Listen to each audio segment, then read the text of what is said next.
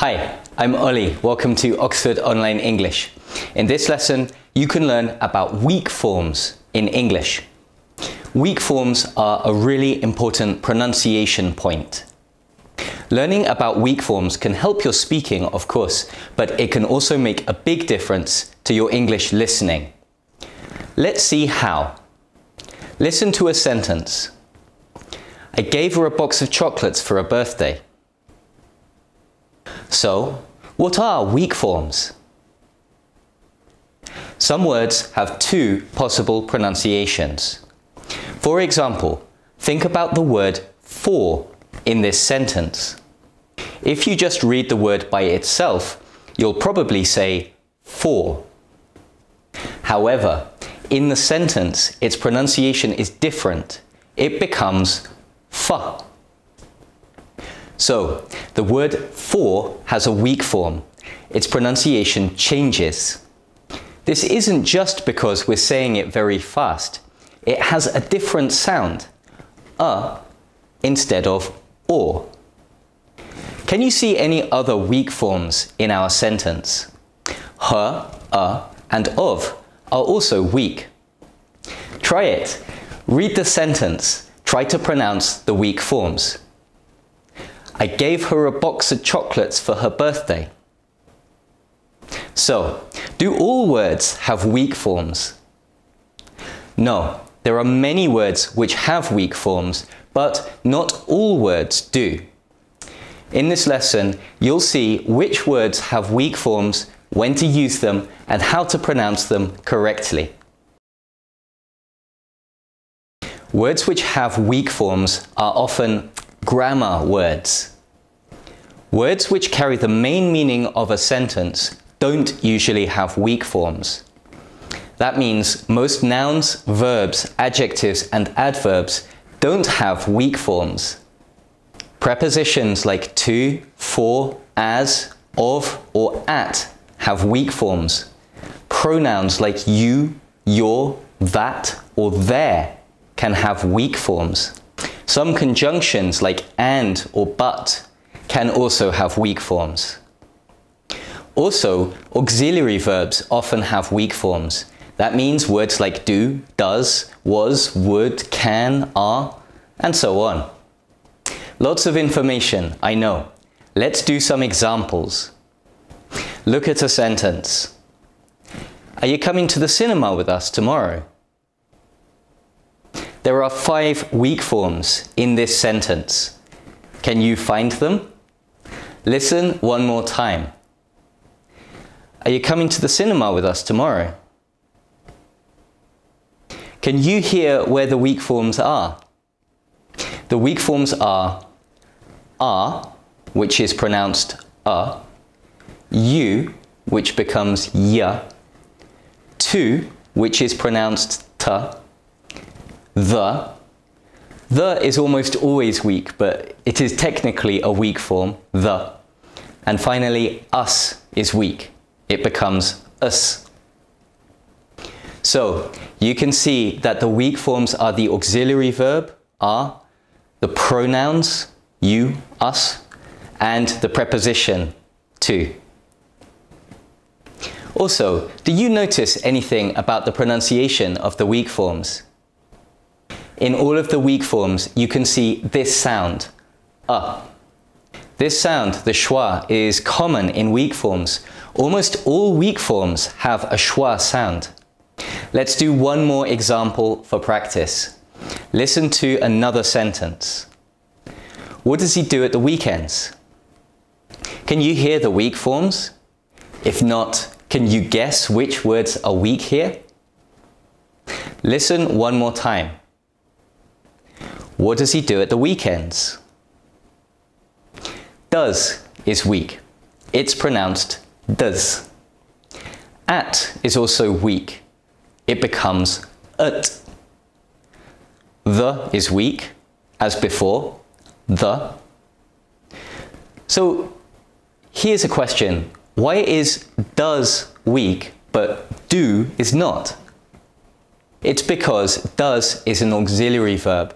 It's just there to make a question. It doesn't add any meaning to the sentence. Do is the main verb. It carries meaning. Words which carry meaning have their full pronunciation and won't be weak. Again, you can see that all of the weak forms have the schwa sound, There are many more weak forms, but the number of words with weak forms is limited. Depending on how you define weak form, there are maybe 30 to 60 words which have weak pronunciations. For now, remember the general idea. Grammar words like prepositions, pronouns, and auxiliary verbs often have weak forms. Okay, so now you know a bit about weak forms, but when should you use them? In an English sentence, some words are pronounced with more stress than others. Generally, the words which carry the main meaning are stressed, while grammar words like prepositions, pronouns, and so on are not stressed. Words which are not stressed can be weak forms. For example, how long have you been waiting here? Can you hear which words are stressed? The words how, long, and waiting are stressed. How long have you been waiting here? The unstressed words can be weak. Have and you have weak forms. They are pronounced together. You say, uvya. Been and here aren't stressed, but these words don't have weak forms, so the pronunciation stays the same. Let's do one more example. I could have done more if I'd had more time. Which words are stressed here, and which words do you think are weak? Listen one more time. I could have done more if I'd had more time. The stressed words are done, more, had, more, and time. The weak forms are could and have. Had is also weak in the contraction I'd. A contraction like I'd is really just a weak form which is written. So could have is pronounced could've. The other unstressed words like if and I don't have weak forms, so their pronunciation doesn't change. Okay, so now you know that weak forms are words with two possible pronunciations, and you know when to use the weak pronunciation of a word. But if there are two possible pronunciations, what about the other one? The opposite of a weak form is a strong form. You know that weak forms depend on sentence stress. However, sentence stress is not fixed. Sentence stress depends on the situation and the exact ideas you're trying to express. Let's look at an example you saw before. How long have you been waiting here? We said that in this sentence, the stressed words would normally be how, long, and waiting. However, imagine you're talking to several people. You ask the question to one person, but a different person answers. You ask person A, but person B thinks you're talking to him, and he answers instead. So you ask the question again to person A. This time, it sounds different. How long have you been waiting here?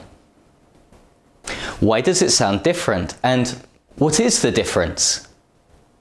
This time, you're emphasizing the word you because you want to make it clear who you're talking to. That means that you is pronounced with its full pronunciation, you. Let's do one more example. We'll look at another sentence from before. Are you coming to the cinema with us tomorrow? Normally, the stressed words would be coming, cinema, and tomorrow. However, imagine that you thought your friend wasn't coming. Someone had told you that she was busy and she couldn't come with you. So now, when you ask the question, it sounds different. Are you coming to the cinema with us tomorrow? This time, you emphasize the word are because you thought your friend couldn't come and you're showing surprise. So, if you want to emphasize a word, you should use the strong form. Strong forms have the full pronunciation. Emphasis depends on meaning. So, the same word in the same sentence can be pronounced differently in different situations. There's one more rule. The last word of a sentence can never be weak. For example, what are you looking at? The stressed words here are what and looking. Are and you are weak. They're pronounced yeah. At has a weak form and it's not stressed in this sentence. However, the last word of a sentence can't be weak. That means at gets its full pronunciation, at. Now, hopefully you understand what weak forms are, when to use them, and when not to use them. So, let's do some practice. First, look at 3 sentences. Think about which words will be stressed and which words will be weak forms. Pause the video and think about it if you need more time. Next, I'll read the sentences. Listen for stressed words and weak forms. Were your ideas right? Does she really think she should do it? What did you do to your hair? What were you doing when she called you? Let's look together. Does she really think she should do it? Here, really, think and do are stressed. Does and should are weak. Try saying the sentence with the stress and weak forms. Repeat after me. Does she really think she should do it? Try once more, a little faster. Does she really think she should do it? How was that? Can you pronounce the weak forms correctly? One important point. Weak forms are always connected to the words before and after. So, does needs to be joined to she. Does she? Should needs to be pronounced together with she and do. She should do. Let's look at our next sentence. What did you do to your hair? Here, what, do, and hair are stressed. You, to, and your are weak. Try saying the sentence with the stress and weak forms. Repeat after me. What did you do to your hair? Let's try again, at natural speed. What did you do to your hair? Okay, let's look at our last sentence. What were you doing when she called you? Here, what, doing, and called are stressed. Were and you are weak. The you on the end is not stressed, but not weak either, because it's the last word of the sentence. Try saying the sentence with the stress and weak forms. Repeat after me. What were you doing when she called you? Let's try again, at natural speed. What were you doing when she called you? Remember, if you want more practice, you can review this section and try as many times as you need to. Okay, hopefully you've learned something new about weak forms and English pronunciation. Check out our website for more free lessons like this, oxfordonlineenglish.com. Thanks for watching, see you next time.